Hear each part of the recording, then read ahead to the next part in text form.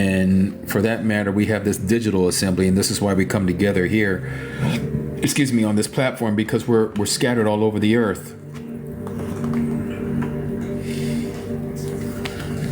Okay. So, the fifth messenger. This is the first woe, by the way. You see here, I like to put on my my edges of my paper here the different things. Just they're like side notes for me because it kind of helps me. It's the beginning of the Great Tribulation. This is why when we read earlier, and let me find it here. I gotta put some on here because I done messed up some of my pages. And let me back it up a little bit so I can see what I'm looking for. Hold on one second, you guys. Oh, this is the sixth seal, seventh seal. And it talks about the, oh, here it is. So we know here that it talks about, let me bring this down so you guys can see what I wrote in my ledgers here on the side. It's talking about the trumpet judgments, okay? Now, for those of you who've studied Revelation with me, and we'll do another study of Revelation, a deep dive into Revelation, the seven assemblies, the seven seals, and the seven trumpets, and the seven bowls or seven vials do not run one after the other. And what I mean by is the seven assemblies are not followed up by then the seven seals, are not then followed up by the seven trumpets, then are not followed up by the seven vials or the seven bowls. The seven assemblies, the seven seals, and the seven trumpets, they are layered on top of each other, if I can put it that way. They are all happening in the same time frame. They all come together, they all intersect into the seven bowls. The seven bowls is by itself. They're linear. They all meet up at the very beginning of the first bowl. So the seven churches, the seven seals, and the seven trumpets, they all merge together, and then there's one line, which is all what we know as the seven bowls. Okay, just so you know. Now, what we're reading here in chapter 8, starting at verse 6, is the first trumpet. And mind you, all seven trumpets have to do with a third of something. Okay, so a third of the trees are burned in the first trumpet, a third of the sea and a third of the ships are destroyed, a third of the stars, or excuse me, the third of the waters have turned into wormwood or turned into contamination. Okay, and then the fourth trumpet, a third of the sun, moon, and the stars don't give their light, so only a third of 2/3 of it is shining, 1/3 of it is not. And then here in the fifth trumpet, a third of the stars from Revelation chapter 12, the same third of the stars, the third of the angels, are now earthbound. This is why it's talking about this star that had fallen from heaven to the earth. This starts the Great Tribulation. Because if you read Revelation chapter 12, it lines up with what we're reading in Revelation chapter 9 about this fifth trumpet. So here in Revelation chapter 12, it says, and there came to be fighting in heaven. Michael and his angels or messengers fought against the dragon, and the dragon and his messengers or angels fought. Okay, but they were not strong enough, meaning the dragon and his third of the angels, nor was a place found for them in the heaven any longer. So now when we go to Revelation chapter 9, remember all the trumpet judgments has to do with a third of something. Or I understand what's happening here. This is the third of the angels that followed Lucifer, true name Halal, or Satan, the devil, are cast to the earth. And so this is why it says here in Revelation chapter 8, verse 13, and I looked and heard an eagle flying in the midst of the heavens, or in the middle of the heavens, crying with a loud voice, woe, woe, woe to the to those dwelling upon the earth, because the remaining blasts of the trumpet of the three messengers who are about to sound. So the very first trumpet, or the next trumpet that is about to sound, is the fifth trumpet, which is the first woe. And so this is where, and this is why it says here again, woe to those dwelling upon the earth. Why? Because Satan has come down. Satan is now earthbound. And this is why it says here, in the fifth messenger sounded, and I saw a star from heaven which had fallen. past tense, fallen to the earth. And the key to the pit of the deep was given to him. To who? To Satan. And he opened the pit of the deep, and the smoke went up out of the pit like a smoke of a great furnace, and the sun was darkened, also the air, because of the smoke of the pit. And out of the smoke, locusts came upon the earth, and authority was given to them as the scorpions of the earth possess authority or power. And it goes on and says, and it was said to them, to who? To these locusts, that they shall not harm the grass or of the earth or any green matter or any tree, but only those men who do not have the seal of Elohim upon their foreheads. So they're not going after us, that's you and me. They're going after the people who don't have that invisible seal of Yahuwah's name on their forehead. Okay, you and me as believers, we don't see it, but the fallen ones see it. The demons see it. This is why they attack us so much. This is why we have to deal with spiritual warfare so much, because you might be sleeping and all of a sudden, since you come into this truth, you're having like nightmares. And you see demons, you see snakes in your dreams, you see scorpion in your dreams. I just had a dream of scorpions the other night. They were all over me, and one was stinging me in my finger, and I had to literally pry him off. Okay, so it goes on and say, and it was given to them that they should not unalive them. Now, given to them, that's talking about these locusts, that they should not unalive those people, but to torture them for 5 months, and their torture was like the torture of a scorpion. We're going to find out what this torture like a scorpion is when it stings a man. These scorpions, what are these scorpions? Well, let's go to Luke. Notice that even the demons are subject to us in your name. And the Messiah said to them, I saw Satan falling out of heaven as lightning. What did we just read here? In Revelation chapter 9? I saw a star fallen from heaven, which had fallen to the earth. This star is Lucifer, that's Satan, okay? And it goes on and say, I saw Satan falling out of heaven as lightning. Now, mind you, when this is being said here, he's talking about Satan falling in the future tense as a prophecy, because again, Yahuwah is out of space and time. He is living in the past, present, and future all at the same time, because he is omnipresent, which is a word that a lot of people like to use when we're talking about where Yahuwah is. He's outside of time. But notice what verse 19 says. See, I give you authority or power to trample on serpents and scorpions.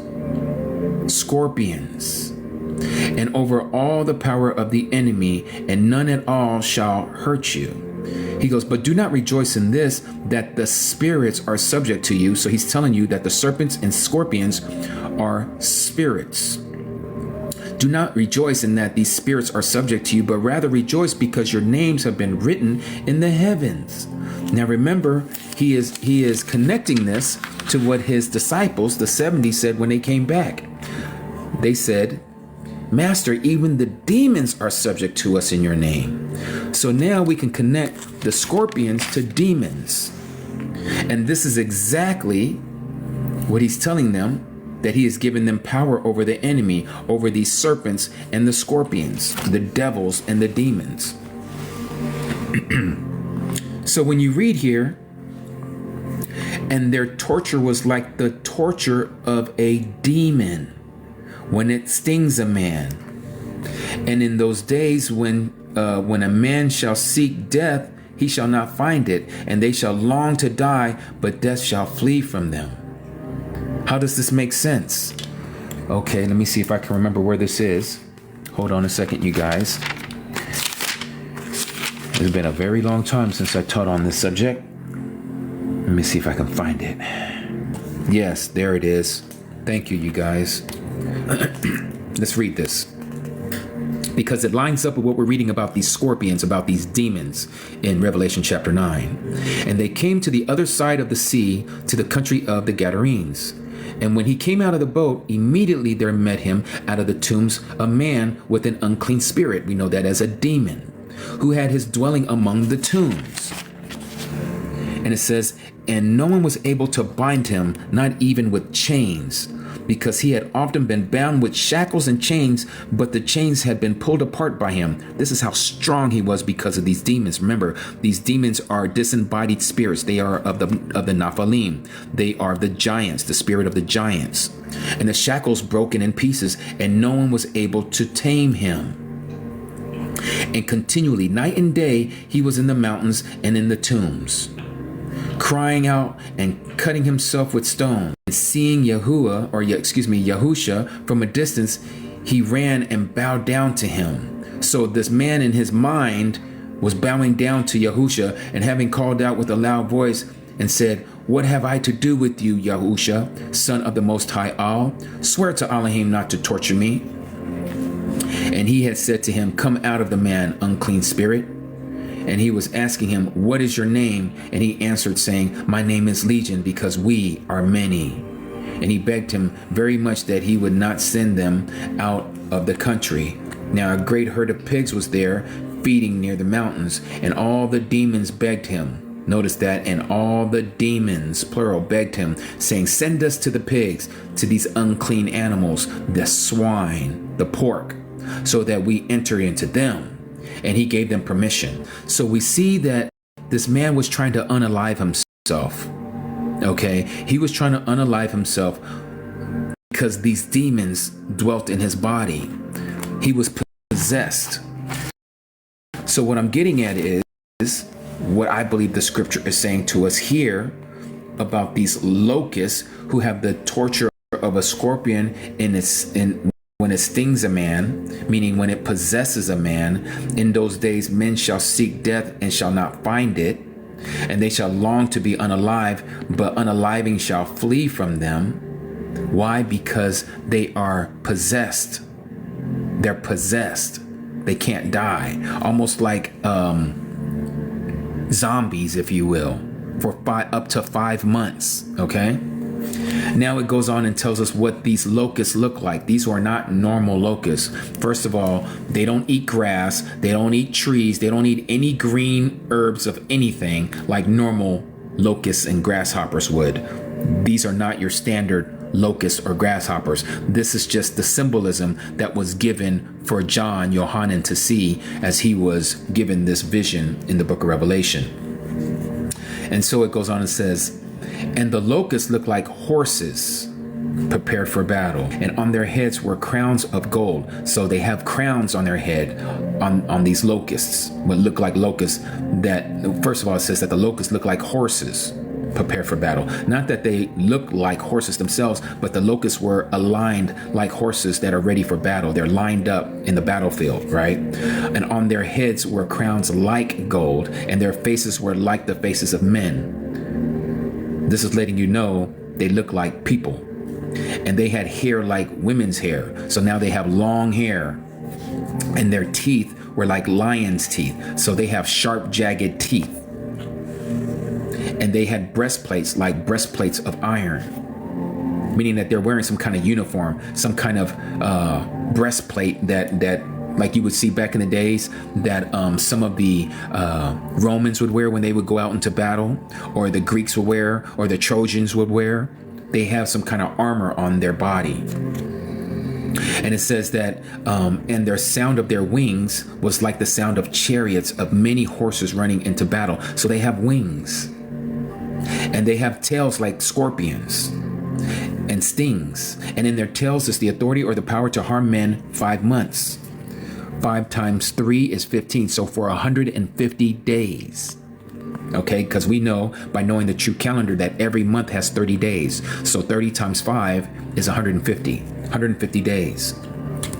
And they have over them a sovereign, that is a king, the messenger or the angel of the pit of the deep. Yours may say the bottomless abyss, whose name in Hebrew is Abaddon, but in the Greek his name is Apollyon. This is Satan. Okay? This is Satan. He's the king of the third of the angels. This is why when I was sharing with you at the very beginning about this star that had fallen and how Yahusha said in Luke chapter 10, I saw Satan fall as lightning from the heavens. This is what he's talking about. This is Satan. He is Abaddon, which means the destroyer.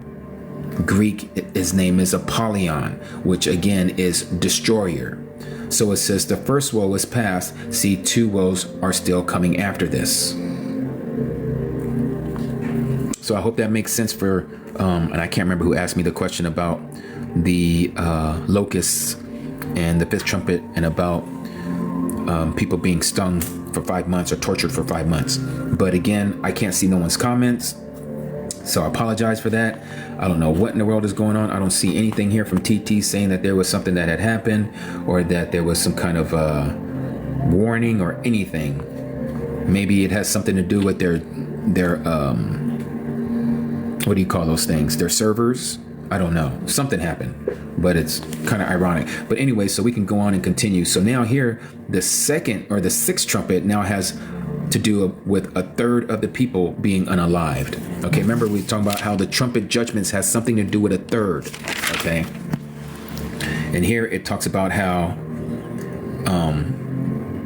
this 6th messenger says, release the 4 angels or the 4 messengers having been bound, so they're imprisoned at the great river Euphrates. Now I know there's been a lot of commotion about how the great river Euphrates is now getting lower and lower and it's draining out, and you're seeing things that people didn't see before and all of this other stuff, so and that could be a possibility. It's either that they're making it happen to make it seem like they're fulfilling prophecy by damming up the water flow so it can allow for the ways of the kings of the east to come for the battle at Armageddon, which it talks about in the bowl judgments, the 6th bowl judgment, the 6th one. But here it talks about here too the same thing. It says, and the 4 messengers, those having been prepared for an hour and a day, a month and a year. So Yahuwah already knows the hour and the day and the month and the year that this is going to happen. He already foreknows when this day is going to be. But it says that a third of mankind is to be unalived because of what's getting ready to happen. This is this great war. That great war is the battle at Armageddon. Okay. And it talks about the number of the armies of the horsemen was 200 million. And I heard the number of them. And again, a lot of your Christian end time teachers and preachers to say this has to be China. It possibly well could be, but it might be a connection between India and China, because just between those 2 countries alone, that's 3 billion people. Okay, and we're just talking about 200 million. And so it talks about how a third of mankind was unalived by those 3 plagues, by the fire, the smoke, and sulfur, which is going to be weapons of mass destruction. And so this 7th trumpet, again, it doesn't say anything about a third, but we know from Zechariah chapter 13, verse 8 and 9, that a third shall be saved. A third shall be resurrected. That's the last trumpet, the 7th trumpet. So let's go to Zechariah chapter 13, verses 8 and 9. Okay, so, oh yes, Zechariah. We're going to Zechariah. Let me just make sure I remember what it was here. Yes, 13. Let's go to Zechariah chapter 13, 8 and 9. Remember, we're talking about a third, okay? And even though it doesn't say anything about a third when we read the last trumpet, we know that a third is going to be saved. A third is going to be resurrected. Starting at verse 8. Zechariah chapter 13, verse 8. And it shall be throughout all the soil, declares Yahuwah, that 2/3 therein shall be cut off and be unalived, and 1/3 is left therein. And I shall bring the third into fire, and refine them as silver is refined, and try them as gold is tried. They shall call on my name, and I shall answer them. He's talking about the 1/3 that he is going to save. And I shall say, this is my people, while they say, Yahuwah is my mighty one. Hallelujah. That is the seventh trumpet. That is us. But the 2/3 of humanity from the times of Adam all the way to the end, 2/3 is going to be cut off. So if you think about it, imagine this for a moment. Again, imagery. The 1/3 of the angels who had their abode to live before Yahuwah, which is Satan and the third of the angels, they are going to have their place in the lake of fire. The 1/3 of humanity who follow the commandments, who believe in the Messiah, they're going to take their place where the 1/3 fell. We're taking their position as the sons of Elohim.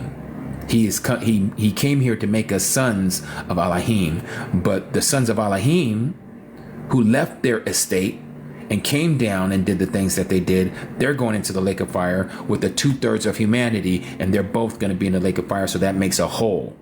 And the 2/3 of the angels that did not leave their abode, and the 1/3 of humans that are going to be part of them, now we're going to be a whole, and now we are complete as one unit. Does that make sense?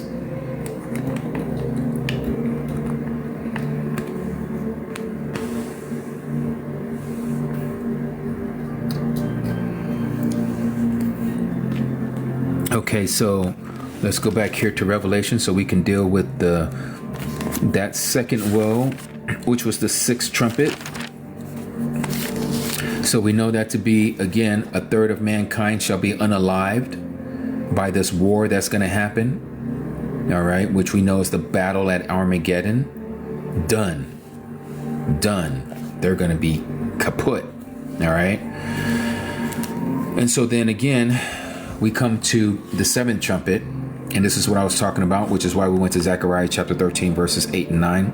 1/3 shall be saved. That is 1/3 of all of mankind from the days of Adam until the very last one, just like it says in Revelation chapter 6 at the fifth trumpet. Notice what it says there, Revelation chapter 6 at the fifth trumpet. It said there, "And when he opened the fifth seal, I saw under the slaughter place, the altar, the beings or the souls of those having been slain for the word of Elohim and for the witness which they held." That witness again is that we believed in the Messiah. "And they cried with a loud voice, saying, How long, O Master, set apart and true, until you judge and avenge our blood on those who dwell on the earth? And there was given to each one a white robe, and they were told that they should rest a little while longer until both the number of their fellow servants and their brothers who would be unalived as they were was completed." Was completed. So there is a number that Yahuwah has that when this is all said and done, it's going to be 1/3 of all humanity that's going to be saved. The other 2/3 are going into the lake of fire.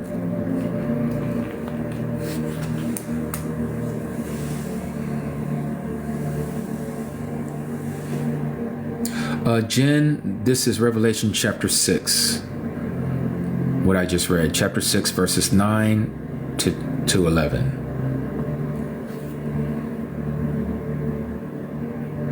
Yes, Victoria, a number of completion. Swank, you say, is the lake of fire eternal or do they just die? Nope, it is eternal.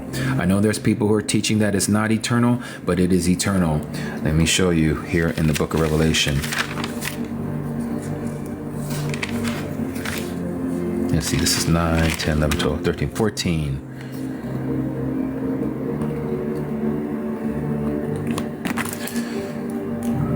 Excuse me. "And the smoke of their torture goes up forever and ever, and they have no rest." Let me back up so you guys know who I'm talking about. "The third messenger followed them, saying with a loud voice, If anyone worships the beast, his image, and receives his mark upon his forehead or upon his hand, he also shall drink of the wine of the wrath of Elohim, which is poured out undiluted into the cup of his wrath. And he shall be tortured with fire and sulfur before the set apart angels, the messengers, and before the Lamb, that is the Messiah." Notice here. "And the smoke of their torture goes up forever and ever, And notice this sentence, and they have no rest. They have no rest, day or night, those worshiping the beast and his image. Also, if anyone receives the mark of his name. So again, if they are exterminated, if they are obliterated, once they are thrown into the lake of fire, like they burn up and they're gone into oblivion, why does it say they have no rest? Why does it say they have no rest? And then it says that their torture goes up forever and ever. This is an eternal lake of fire. Okay? I don't know how other way to put that. Now, people can gloss over that all they want. This is Revelation chapter 14, verse 11. But it says there clearly that they have no rest. Meaning that if you was to be just exterminated, just like a person who dies right now, the body is at rest. We call it at rest, right? But even their soul is not at rest. Just like the rich man and Lazarus.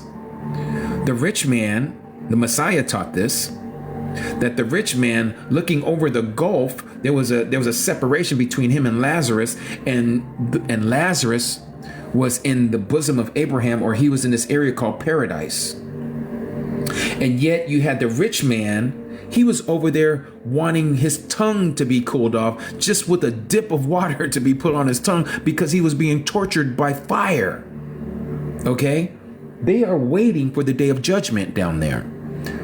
It would be likened to a person who had committed a crime and is now in jail, waiting to go before the judge, which would be Judgment Day, and then he is sentenced, which would be the lake of fire, to mete out his punishment. It's the same thing with the lake of fire. That's right, Ivy. That's right. And it's the same thing like what Shaul says. Paul says, absent from the body is to be present with the master. I just read to you in Revelation chapter 6. You know how they like to use the passage in Ecclesiastes that says that the dead knows not what's going on under the sun? Let's identify who is the dead. Who are we talking about when we say the dead?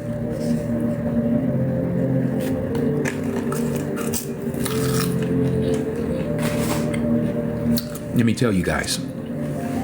You remember the Messiah told the rich man, or not the rich man, but he told, I can't remember the person's name. I don't even know if it said the person's name.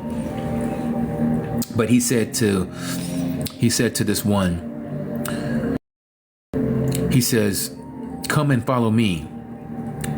And this one disciple says, let me go bury my dad first, and then I'll come and follow you.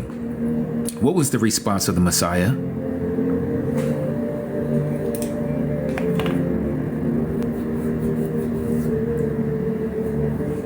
What was the response of the Messiah to that man that said that to him?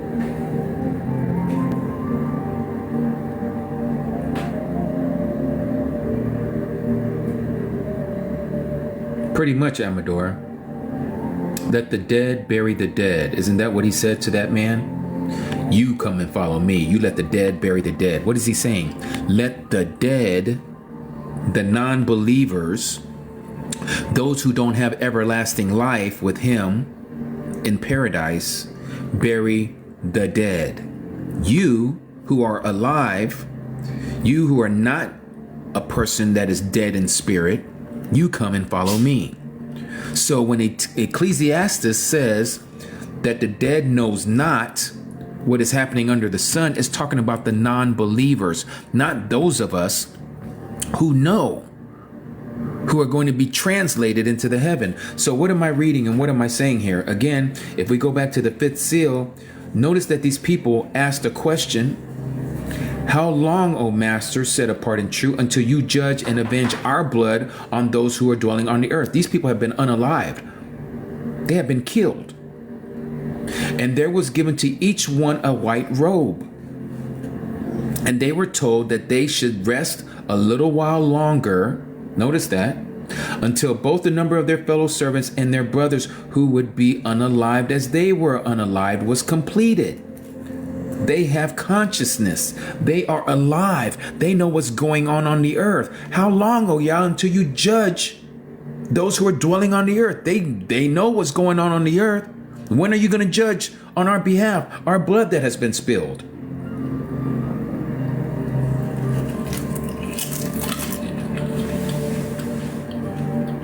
Again, people take all this stuff out of context. But if you add it and see what's going on, as it says in the word, here a little, there a little, precept must be upon precept.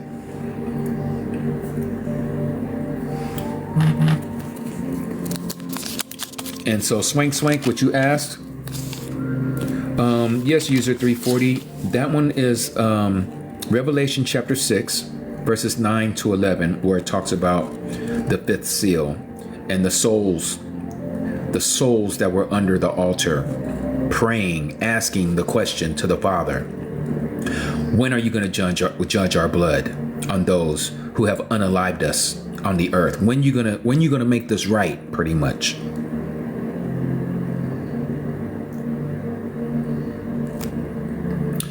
Someone asked, are the fallen angels the same as the ones who went with Satan? Yes, they are one and the same.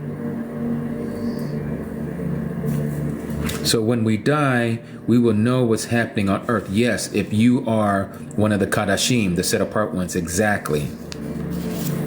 This is why, let's go to Hebrews. This is coming to my mind right now.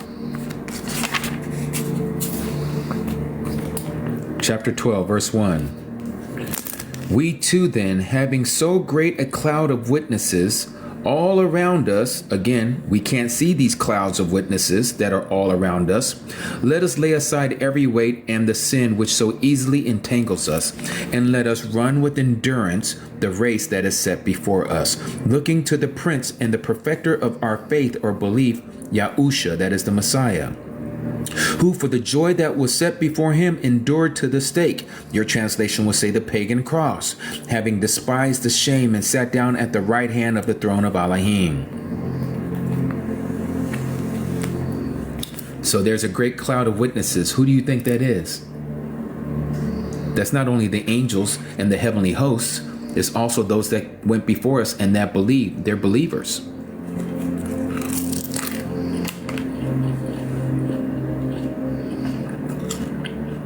Ladybug, that's a great question. No, Michael, 200 watchers were of the 1/3 that did what they did by having intercourse with the daughters of men. They were part of the 1/3. The 200 is not the 1/3 as a whole. They just comprise 200 of the 1/3 that fell, if that makes sense. Let me see here. What do we got here? Ladybug, let me pin this to the top. If we are in the tribulation, where are we at in the tribulation in Scripture? Okay, so let's go back to Revelation chapter 6.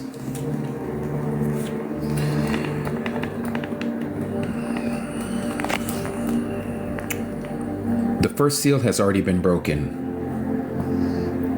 Right here where it says, and again, in Christian circles, we've been taught that this is the anti-Messiah, okay?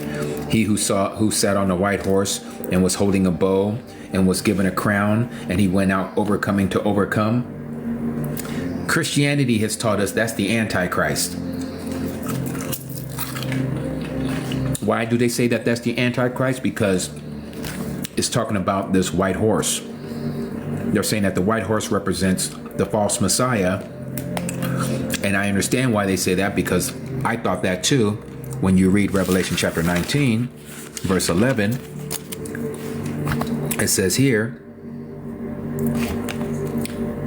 and I saw heaven open, and there was a white horse, and he who sat on him was called trustworthy and true, and in righteousness he judges and fights.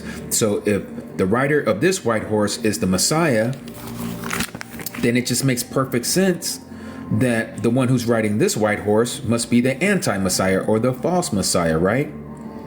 But no. That's not actually what is being told to us here. What's being told to us here was what happened just recently in our lifetime that overtook the whole world, called the jab, the pandemic.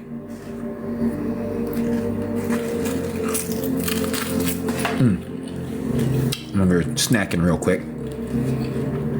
And to give you proof of that, yes, the harm in the arm. I like that. Let me see if I can bring this up here. Let me show you guys proof of this. So again, I'm going to ask you guys some questions. This word right here,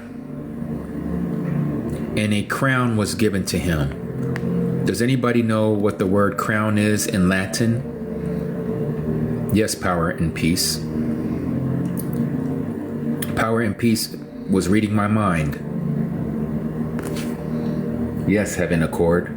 Yes, Kim. Young Warrior. Nina. Yes. Crown is the word that I can't say on TT. Okay? Now, let's connect it with, well, what about the word bow? So let me show you the word bow from the Strong's Concordance. So let me pull up my e-sword. Hold on, you guys.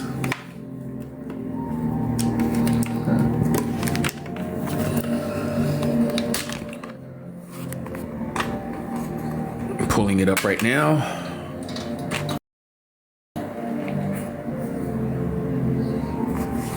Yes, Esco, beat me to the punch, but yes, that's what it is. But I want people to see it so they can see exactly what I'm talking about. So when you ask the question, where are we in the tribulation? We are at the beginning stages of it. So here we are. Let me blow this up a little bit, where it talks about this. All right. So the word bow, you see it there, bow. Let's see if I can get that to, without it being so pixelated. You see the word toxon, T-O-X-O-N, okay? Notice the Greek lettering, all right? The Greek lettering right up there, okay? So now let's find this.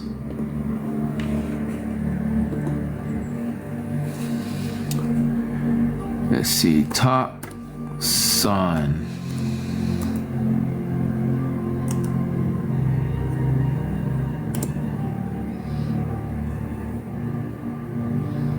Let's see if I can find it here. Okay. So here it says Strong's toxon. Okay, gives the number 5115. All right. So now I'm going to put in. Yep. I'm doing all this with one hand, by the way. Etymology of toxin.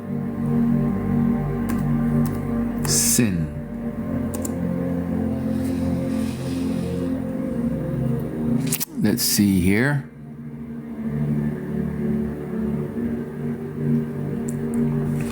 The word toxon or toxin. Okay, the etymology of toxin. From the Greek toxon. Do you see that? It's an organic poison. Okay, so when you put the two and two together,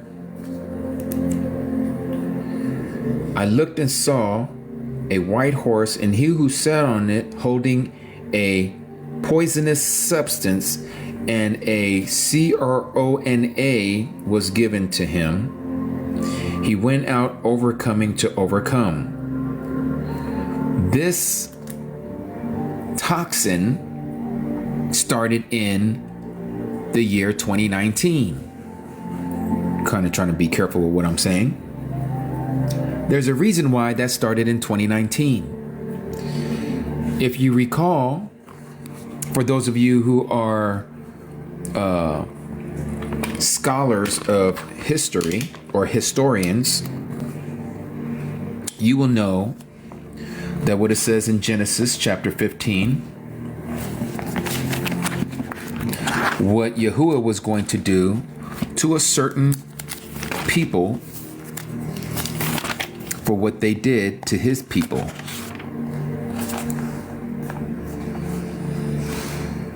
Chapter 15, verse 14. Let me bring this down. It says to Abraham, Yah says to Abraham, know for certain that your seed is to be sojourners in a land that is not theirs, and shall serve them, and they shall afflict them. There's the key word, afflict them, 400 years. Okay? This is not talking about ancient Egypt. This is not talking about when the children of Israel were in Egypt. Okay? They were in Egypt, yes, but they were not afflicted for 400 years. They were only afflicted maybe 200 years, because you got to remember, Joseph was second in command under Pharaoh. He was running Egypt. All right. And it was when another Pharaoh that came that didn't know Joseph brought this affliction onto the Hebrews. Okay, this is when they started unaliving all the boys. And this is why Moses was put into this ark and was going down the river Nile, and was then raised up in Pharaoh's house by Pharaoh's sister. Okay, this is talking about the slave trade, the transatlantic slave trade. All right, yes, it commenced before the time that we're talking about, but what was recognized when they were coming here in droves and came to Jamestown in Virginia, that was in the year 1619. They afflicted them for 400 years. Even the U.S. government acknowledges this and talks about this 400-year time since the transatlantic slave trade, that they look at that. And this is where we get this whole thing about Juneteenth, this new celebration that they gave the black folks, the African American folks, Juneteenth. Okay, this whole thing about slavery being all over and all of this stuff, it ain't over. It's still being afflicted. Anyways, that curse ended in 2019. That same 2019 is when the COVID-19 started in November. Okay, it afflicted this land, and this is why it says here, but the nation, singular, whom they serve, meaning the United States, I am going to judge. He's going to judge this nation, and afterward let them come out with great possession. This started in 2019. This is why the United States is going through one thing after another thing after another, and it's only going to get worse. We have just seen the beginnings of it. Do you hear what I'm saying? We're just seeing the beginnings of this judgment that's going to come upon this land. And so when we go back to Revelation, not Genesis, we're in Genesis right now. When we go back to Revelation, this is what's going to happen afterwards. And this is exactly what's happening right now. This isn't by accident. So the pandemic, that was the first seal. Second seal. And when he opened the second seal, I heard the second living being say, come and see. And another horse, fiery red, went out. And it was given to the one who sat on it to take peace from the earth, and that they should slay one another, and a great sword was given to him. Now notice, the first one affected the whole world, and the second one is going to affect the whole world. It is going to take peace from the earth, not a part of the earth, but from the earth. You see what we're seeing right now, this war? We're at the beginning stages of it. This thing is still going to grow, and it's going to engulf the entire world. And guess who's going to be in the middle of all of it? Yes, you guessed it. This United Snakes of America. You think that's by accident? No. And it's following it to a T. Let me show you what I'm talking about. For those of you who keep up with current events, let me use my pad here that I have of the world map.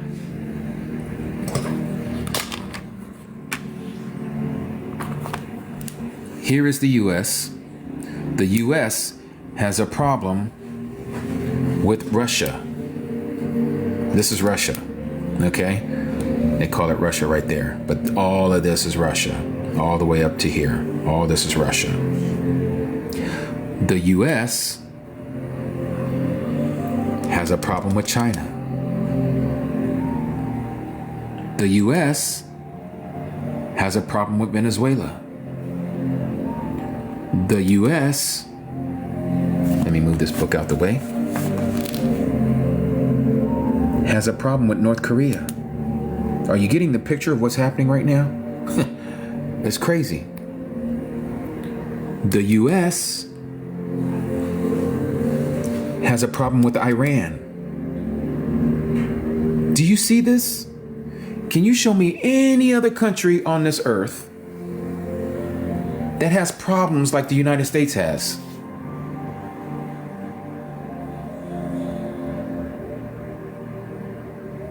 Nope, can't find one like it. There's none like it. Only the U.S. is intermingled with all these hotspots on the earth. China doesn't have a problem with Russia. China doesn't have a problem with Iran. China doesn't have a problem with North Korea. China has a problem with Taiwan. And guess who wants Taiwan? The United States is backing it up. United States has a problem with North Korea. Why? Because the United States is in South Korea and Japan and the Philippines. China is dealing with all of them. And then you have Australia down here, who is one of the allies of the United States. So now they're also involved with this because they're all part of the Western allies. But yeah. So this is going to become the hot spot. This is the country known as Mystery Babylon. But Mystery Babylon doesn't stand on her own. Mystery Babylon is a three-headed monster. Mystery Babylon also has the Vatican in Italy as its religious order. The United States also has connection with London, which has to do with the gold standard. These three right now is ruling most of the world through commerce. And anybody who stands in the way is also going to have to deal with these three countries. Yes, you're right, Mystery Eyes. Those are the new ones now. You got Mexico and Canada having issues with the United States. You have Panama, because of the canal, having an issue with the United States. You have Greenland, which is connected to Denmark, that has issues with the United States. It's crazy. And the United States, DJ, I don't even know how to say your name, DJ Bolby, yes. They are the head of NATO, Western Europe. The United States is North Atlantic Treaty Organization. That is the King of the North in the book of Daniel. So when you ask me where are we in the time frame of the tribulation, we're in the thick of it. If the second seal hasn't been totally broken or hasn't broken all the way, it's about to be. It's about to be. And so what comes after this world war that's getting ready to happen? Big Ren, the King of the North, is NATO. And he who controls it is the United States. So anyone who controls the United States controls NATO. That's why Trump can say, oh, we're not going to fund NATO anymore. And Western Europe and all of them saying, okay, we'll put in our point, we'll put in our portion, we'll put in what we need to do so you don't go anywhere, because they know they're in bed with the harlot. They're in the bed with the harlot. This is why they're all stuck. They have to go now. Russia and China and Iran, they're all together with Venezuela and Cuba And you got all these other countries that don't like the United States. They're only putting up with the United States because the United States is the bully on the block.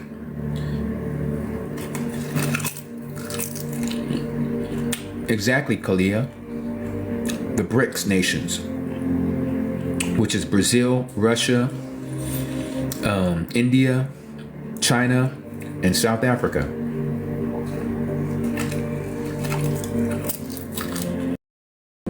And there's other nations that are getting in on too.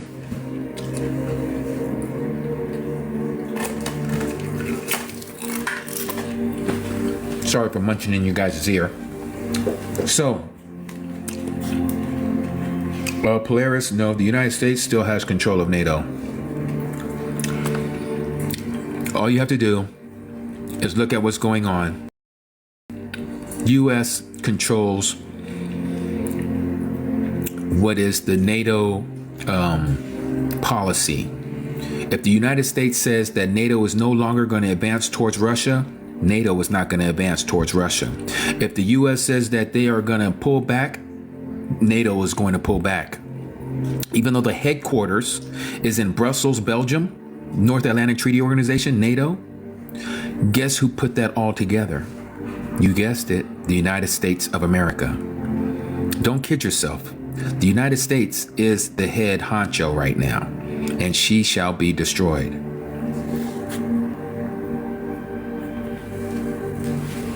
There's a lot of nations that doesn't want to go with the United States, but again, they're in bed with the woman. And Yahuwah is going to turn a lot of these nations against the United States. But the fact of the matter is, according to Daniel chapter 11, NATO is going to be the prominent power that is going to bring about what we know as the temple that is going to be in Jerusalem. Now, again, this is just my theory. I can't be dogmatic about it, but I believe it has to do with those of us who know the truth. It has to do with us, that we are not part of this conglomerate of people who are setting up this one world government, who are going to bring about the beast system. And so the oil represents, again, the anointing, and the wine, which is the testimony or the doctrine of the truth. You cannot pour new wine into old wineskin, lest they both are not preserved. We are the wine. We are the vine. Okay? We are the vine, and the Messiah is the vine dresser. All right? The oil represents the Ruach, the Spirit, the anointing. We have to have oil in our lamps. Again, this is just, I can't be dogmatic about it, but I believe that this is what it's representing. Okay? Nonetheless, the rest of the world is getting ready to take the mark, because there's going to be a rationing on food. Because of this world war, the world commerce is going to be destroyed. It's going to be turned upside down. A lot of the things that were going on by ships and by boats and by trucking and all this stuff is going to have a hard time getting back on its footing. And so food isn't going to be everywhere like it used to be. So now you're going to have to get ration cards. Well, the ration at this point is going to be the mark. Nobody can buy or sell lest you have the mark. This is what this is going to bring about. Now, what's going to happen after that, because of the outcome of all of this, when he opened the fourth seal, I heard the voice of the fourth living being saying, "Come and see." And I looked and saw a green horse, or a pale horse. And he who sat on it had a name called Death, and Sheol following with him. And authority or power was given to them over a quarter of the earth, to unalive with the sword, which is war, with hunger, which is the famine, with death, which is the pestilence, that's the first seal, and the beasts of the earth. This is not talking about animals. This is talking about the powers that be. This is talking about the power structure, like the beast that came out of the ocean or the sea, and the beast that is on the land, and the other beasts of the earth that are the other kings of the earth. This is talking about leadership positions, people who are the movers and shakers. They are going to cause people to be unalived. And so a quarter of the earth's population is going to be unalived because of these first 4 seals.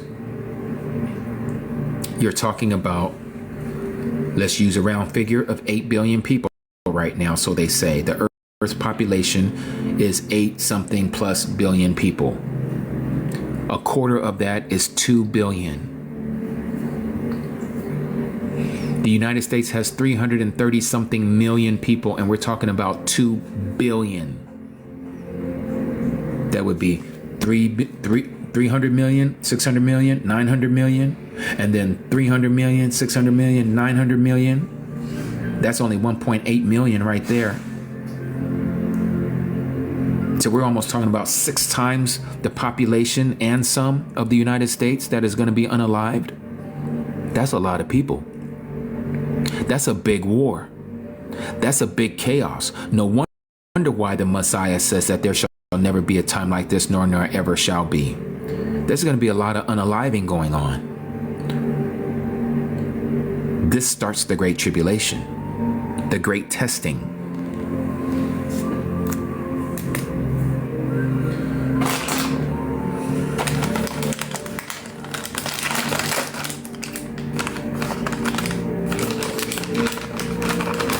It's a lot of people. Yep, and then when we add what we read earlier about a third of the people being unalived, in the trumpet judgments, the 6th trumpet, that it said that a third is talking about a third of what's left of the first quarter of a quarter of the Earth's population gone. So 2 billion gone. Now you have 6 billion souls still on this Earth, and a third of that is gone. So another 2 billion is gone. So now you're left with 4 billion. So that's literally half of the Earth's population is gone before even Armageddon happens.